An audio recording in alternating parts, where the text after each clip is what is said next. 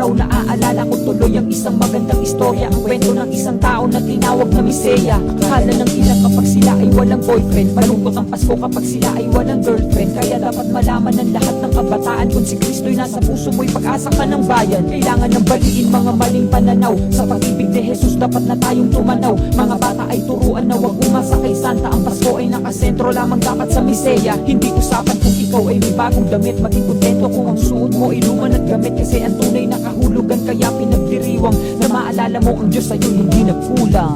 Ang puso ng Pasko'y pag-unita sa kanyang mga ginawa, alalahanin ang pagsilang niya na ang hatid ay pag-asa.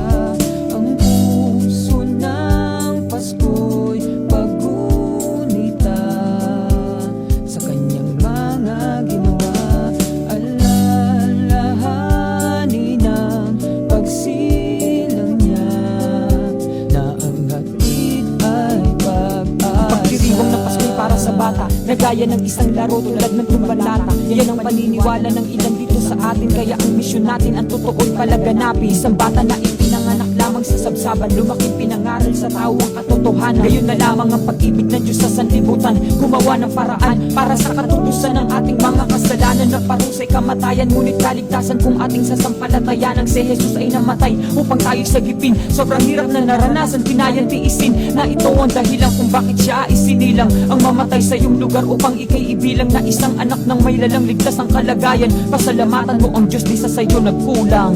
Ang puso ng Pasko'y pag-unita sa kanyang mga ginawa, alalahanin ang pagsilang niya na ang hatid ay pag-asa.